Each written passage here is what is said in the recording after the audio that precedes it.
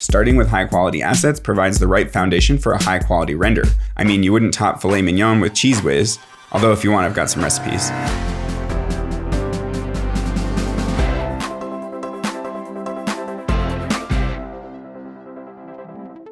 Hey, what's up? I'm David Ariew, and I'm a 3D motion designer and educator, and I'm going to help you make your renders better.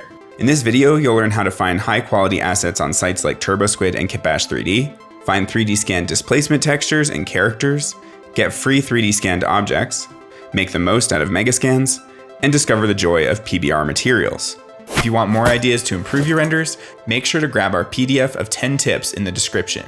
Now let's get started. Another really important aspect of creating high-quality renders is starting from a solid foundation with high-quality assets.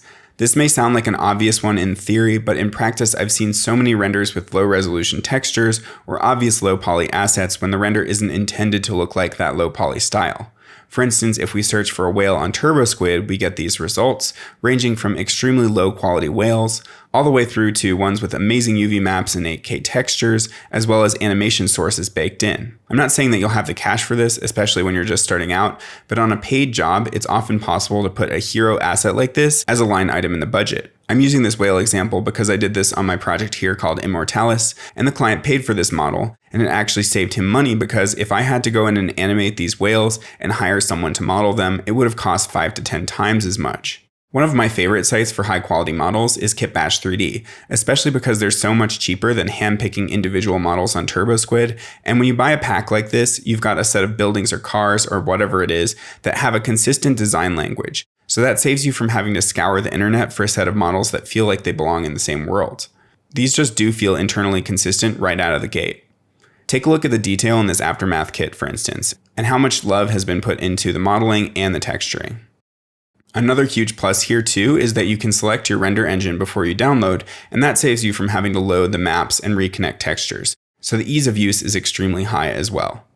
Another favorite of mine is real displacement textures, and Christoph Schindler, who runs this site, is amazing at creating the highest quality 3D scans out there and then converting them into displacement maps. For photorealistic grounds and rock walls, and just nature scenes in general, these are a must-have. And similar to Kitbash 3D, these all come with pre-made Octane setups. For characters, nothing beats 3D Scan Store, where all the people have been meticulously scanned in and cleaned up, with all the necessary maps created to help them look photoreal. Another great one is AXYZ Design, and they've got people with thousands of poses and different outfits for whatever you'd need. Also extremely high quality stuff. And one amazing free site for super high quality 3D scans is called 3dscans.com. Next, let's look at Megascans. And at this point, I'm sure you're noticing a trend that oftentimes the highest quality assets are those that have been 3D scanned in, because they're literally pulled in from reality with all the existing uniqueness and imperfections intact. I love Megascans too because it's pretty cheap for what you get. $20 per month gets you tons of credits, which include awesome surfaces and 3D scans. The export process is insanely easy too. If you download Megascans Bridge, also known as Quixel Bridge, then once you download an asset, you can just hit the export button here and it'll seamlessly import into Cinema 4D. And if you've got Octane or Redshift or whatever renderer you're using selected here as the renderer, all the textures will already be set up for that renderer. Here in Octane, it comes in as a universal shader, and the only thing you'll probably have to adjust is bringing down this metallic slider to 0 to make sure that it's accurate. You can also select from various levels of detail, so for instance here, LOD 0 is often enough to get the job done once the normal map is connected. But if you want to go crazy on the details, you can also select high poly, and then the source scan will come in, which just has an insane amount of information in it. Finally, let's talk about PBR materials, which just stands for Pabst Blue Ribbon materials. I mean, physically based rendering materials. These are essentially what we were looking at earlier, meaning that rather than going with materials that only have a diffuse map or maybe have a roughness map too, they have everything from a normal map to a specular to a displacement map. They're set up to look the highest quality and be the most realistic. Polygon is my go-to site for these materials, but there's also an amazing site called CCO Textures that's totally free. And if we look at this cyberpunk city that I textured from scratch, believe it or not, about 90% of these textures are from CCO, with the remaining 10% as roughness maps from my buddy Travis Davids. So this is a really great way to make sure you're sticking to a workflow that supports photorealism.